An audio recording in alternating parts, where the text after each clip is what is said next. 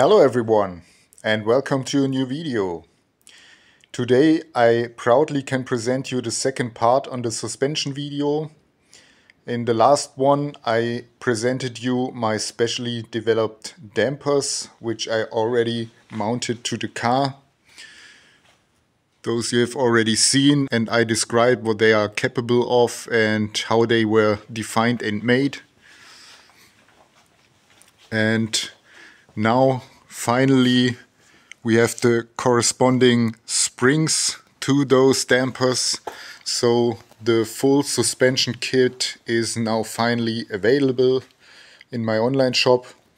These are only prototypes yet, and I will test them on my car now, so the ride height is nice, and there might be a few adjustments to the height maybe. But the ones you order now in my online shop will be the final design. So it will take about 3 months to produce a higher amount of those springs. And then we will have the final ones, which will be also in a different color. They will be whitish. And what is so special about those springs is the design and therefore also the spring rates. The springs are divided into two sections, let's say.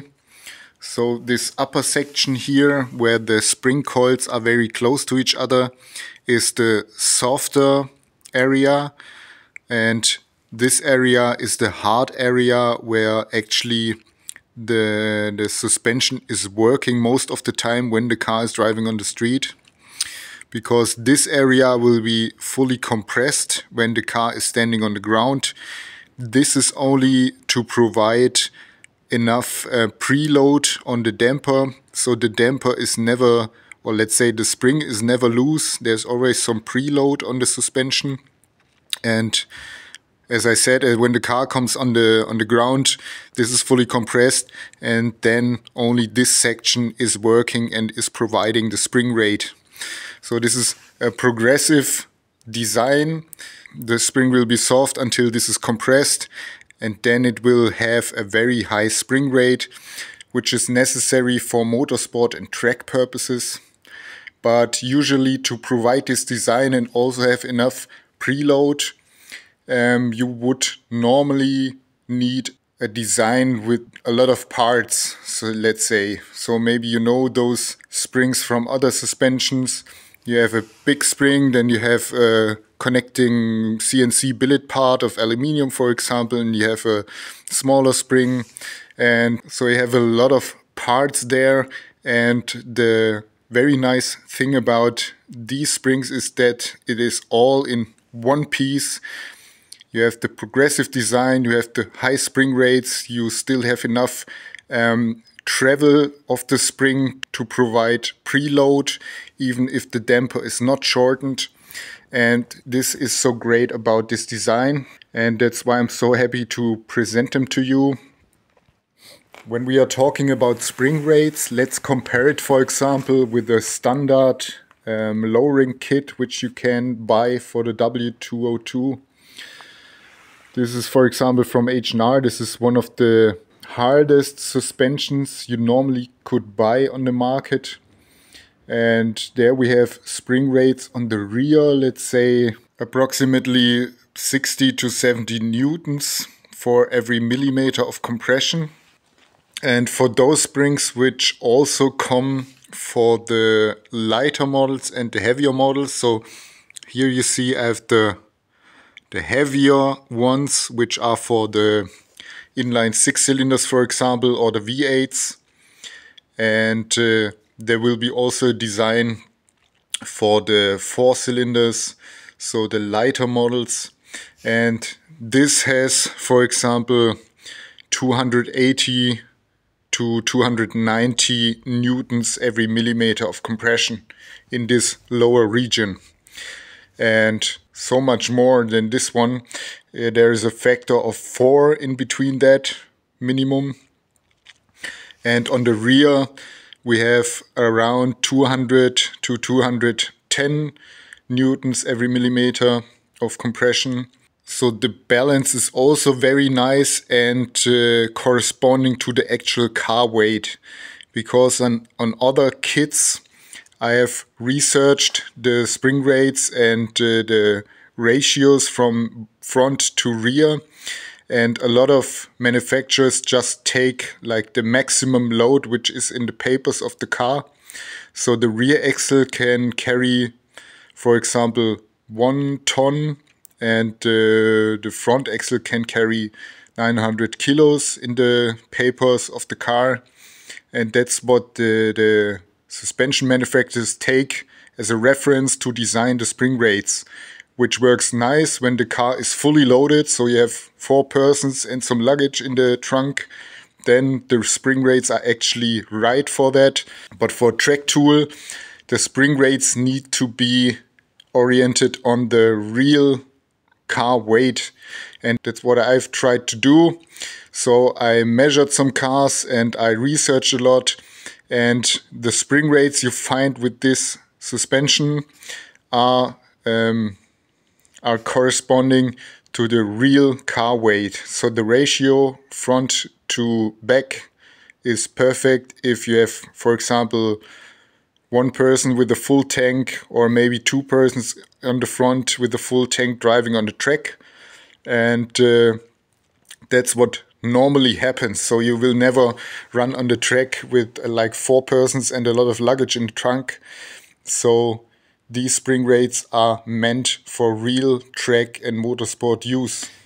And what I want to do now in this video is to assemble these springs to the car and then let the car down on its wheels and see the ride height. And not sure if I will be able to do all that today, because there is some other stuff on the car I need to assemble again.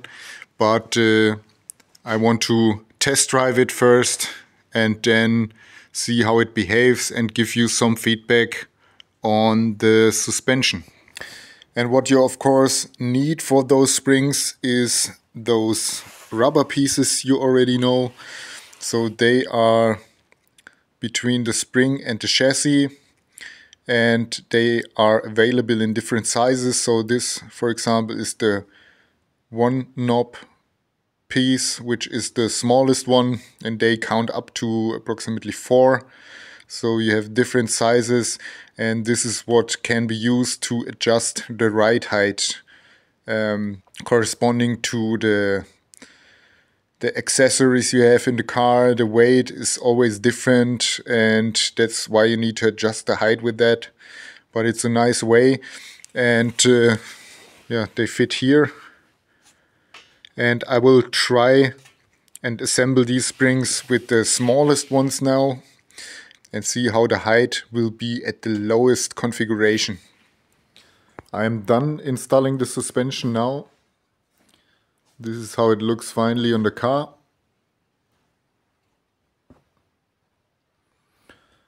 Of course, with those springs you cannot use a spring compression tool, which you normally can use for Mercedes models. You will have to disassemble the lower control arm on the front and also on the rear. Loosen it at these 2 points, and then you can flip down the control arm and sneak in the spring. It's quite easy. And I cannot wait to put the car on the ground and see the ride height. I still have to wait for some fuel hose.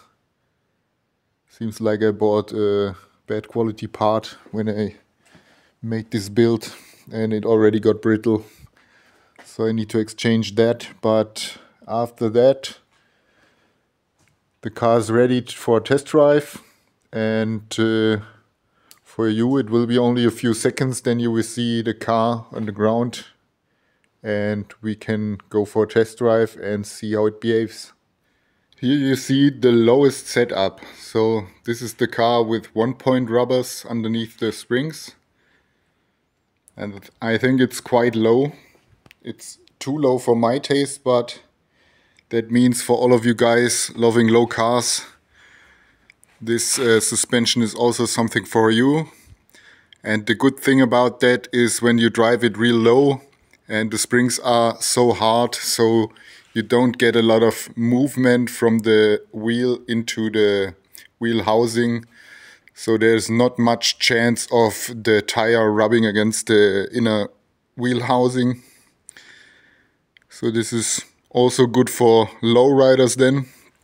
But I will change to, I think, 3-point rubbers in the front and 4-point rubbers in the back. I think then it will be the perfect performance-oriented ride height. But yeah, kind of looks cool like this. It's just not for me for driving on a track. But it's good to know what the lowest limit is of this suspension. Of course, this car is heavy because of the turbo.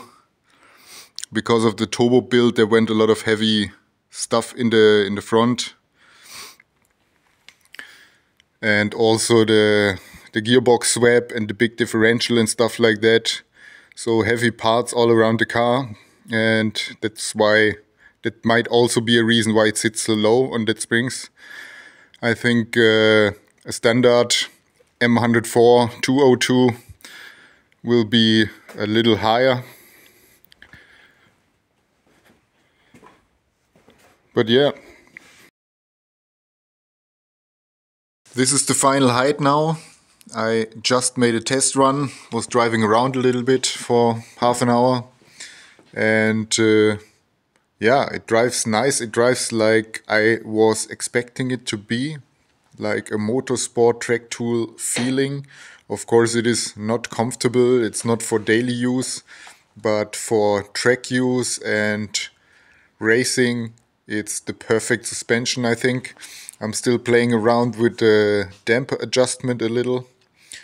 And of course, this is also with the rigid uniball bearings, also the Motorsport bearings on the rear axle frame. So this is a fully rigid setup. And for that, I think it still drives, I would say, acceptable to a weekend car which you drive on the street. So not only for motorsport, but I would take this for a spin on the weekends. Not for daily driving, of course, but for Saturday, Sunday when the sun is out, driving it around, having some fun.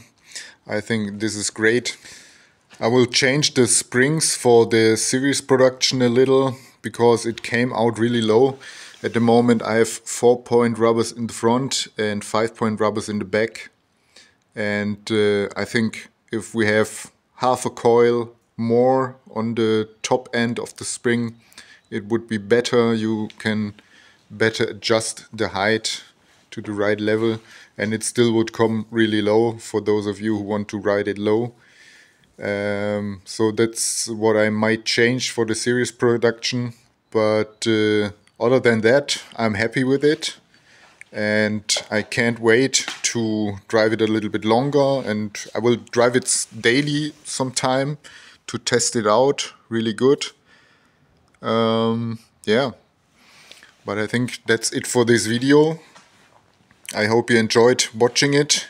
And because it is Easter weekend, I will put 20% off on the pre-orders. So if you want this suspension, you get 20% off. That's around or even more than 400 euros of discount for the pre-orders. Have a look in the online shop, and see you in the next video.